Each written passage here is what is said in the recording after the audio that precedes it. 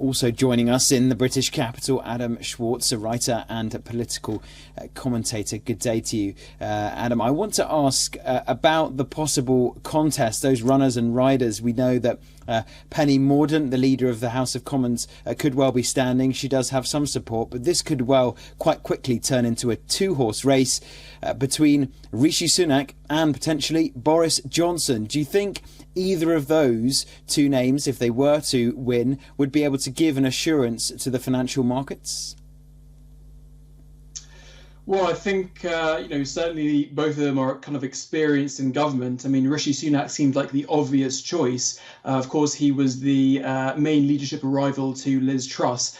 And I think crucially, there are two main things with him. Firstly, he wasn't involved in the current government, Liz Truss's government, which means that he's not bound by any of the kind of reputational fallout that comes with a cabinet collective responsibility of being part of Liz Truss's mini budget. But secondly, Sunak is considered to have been very much vindicated by all of his warnings during the summer over what would happen, following Liz Truss's fiscal plan, which of course proved right. The markets had a very poor reaction. So I think in that sense, the markets would look to Sunak as a kind of figure of authority in the sense that he's been proved right. In terms of Boris Johnson, I think that very much depends on, what kind of direction he would give to government. I think, the only problem with Johnson in terms of the markets is that he is probably the most likely person to remove new Chancellor Jeremy Hunt, which of course is the person who Boris Johnson faced for the leadership in 2019, which would be, the UK's seventh Chancellor in the space of something like 3.5 years. So I think really in terms of Johnson, that's the major kind of issue.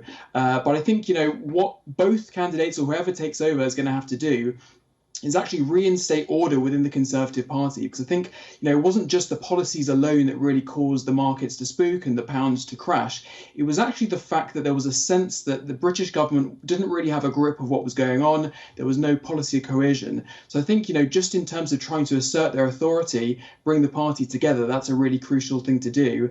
I think Boris Johnson, probably won't be the person who will be able to do that very effectively, considering the fact that he actually lost the support of his party and his MPs just a few months ago. The idea that he can come back and suddenly be an authority within the Parliamentary Conservative Party, I think is very much wishful thinking. Well, it's certainly the thinking, it seems, among the Conservative membership, who will be consulted on the leadership contest if there is a final two rather than just one candidate emerging. And you're right that just a few months ago he nearly lost a no confidence vote with some 140 plus MPs saying they had no confidence in him, and then we had that tidal wave of resignations in July leading to his resignation, and then just after the end of the summer, 6 weeks of Liz Truss's premiership, and Boris Johnson could be coming back. It's unlikely, I think, that he will want perhaps to go along with Jeremy Hunt, who ruled himself out of the leadership, wanting to try to cement his place as the UK's finance minister. Do you think it's more likely that if Rishi Sunak were to win, he would keep Jeremy Hunt in place, and then if Boris Johnson were to win, he might remove Jeremy Hunt? I think that is the most likely. I mean, Rishi Sunak hasn't actually pretty much said anything since Liz Truss took over, understandably, because you can't, as the main leadership rival, look like you're trying to undermine the person who beat you to the leadership. So it's really, unclear whether, either candidate would choose Hunt. As I say, I think it's more likely that Sunak would choose Hunt, probably because, they might be more kind of fiscally aligned. I say Boris Johnson is much more likely to remove Hunt, mostly for kind of political reasons. And certainly, if you look at Boris Johnson's previous government, in the same way as Liz Truss kind of appointed just loyalists rather than trying to reach across her party, Boris Johnson very much did that as well. His cabinet mainly consisted of loyalists rather than people that he thought, were, potentially good at the job or that he needed to include for kind of maintaining party unity.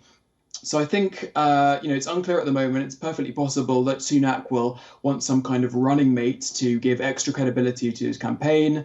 Possibly even Penny Mordaunt, might even join forces with Sunak. Who knows at this point? On a basis that she would become his chancellor. So I think it's very much up in the air now. But I think what really markets are looking for, of course, as they always do, is stability, credibility, and continuity. And I think very much Hunt provides that at the moment. So I think there'll be huge market pressure really on both candidates to keep Hunt in post, certainly for the medium term.